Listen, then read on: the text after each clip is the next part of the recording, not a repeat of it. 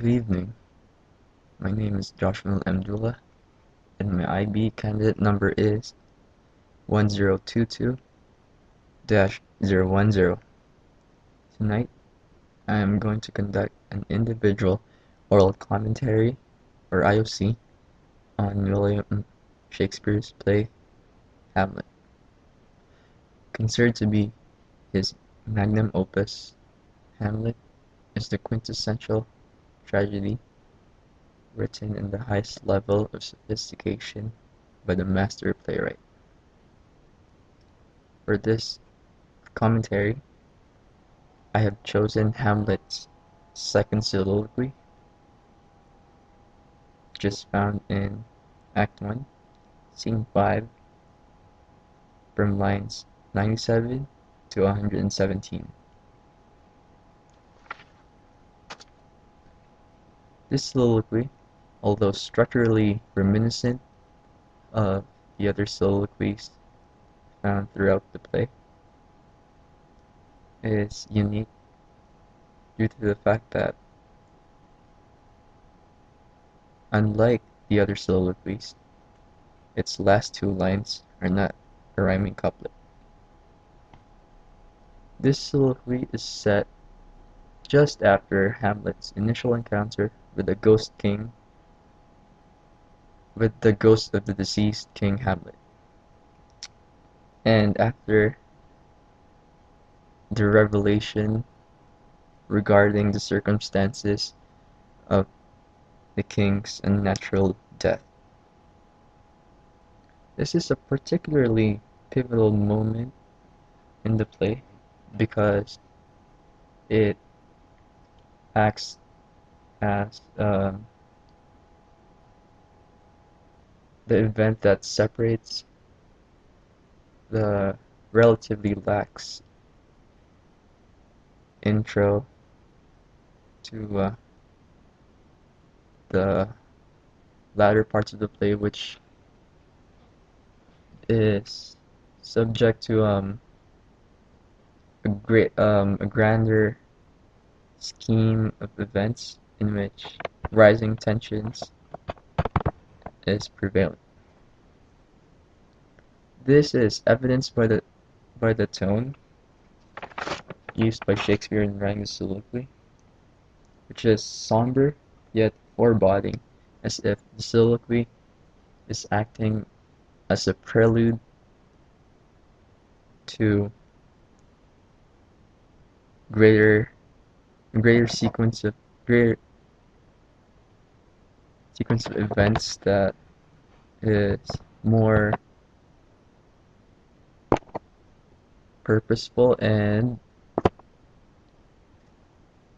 more tense than the earlier scenes.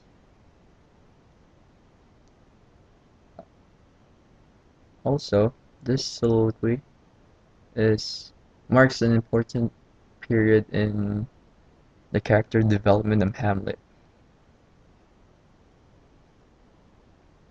Due to the fact that a drastic shift in his personality is observed in the soliloquy.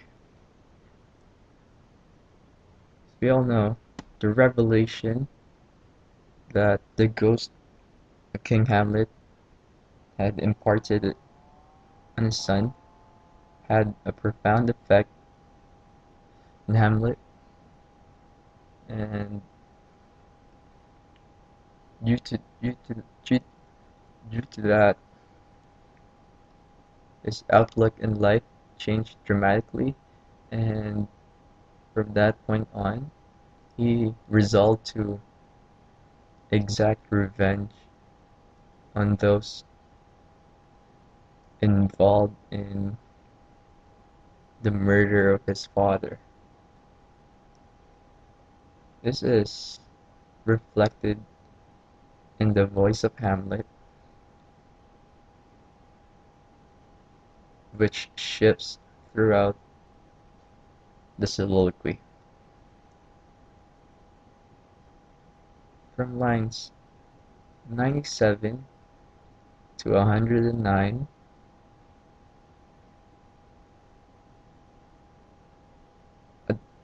a such a diverse spectrum of his emotions can be seen.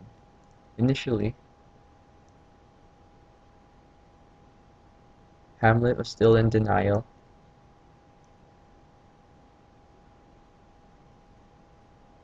of the revelation that he had received from the ghost. As you can see in line 97 to 98. Oh, all you host of heaven, O earth, what else? And shall I couple hell? Oh fie, hold my heart.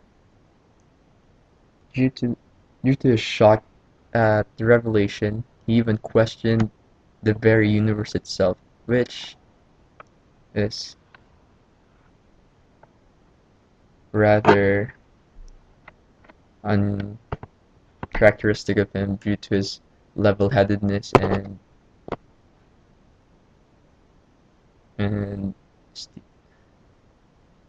and this indifference in worldly affairs. As we go down the soliloquy, this voice, this voice in denial changes to a more radical one, a rather agitated one, due to the fact that Hamlet is slowly accepting the fact that the truth and the fact that he must do everything to avenge his father's death. His conviction and obsession with revenge and vengeance steadily grows throughout the soliloquy, and to the point that he's willing to forget and throw away, disregard every ounce of sympathy and compassion he holds for those involved in the murder. This can be seen in the lines 104 to 105.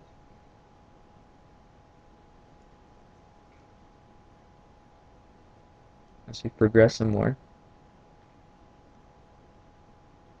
it is established that Hamlet has willingly immersed himself in his quest for vengeance, and that he will no longer allow distractions from impeding his quest for to exact revenge on the king. From lines 110 to 117, his voice shifted from a general agitation to a more directed form of frustration towards his mother and Claudius. We all know his mother is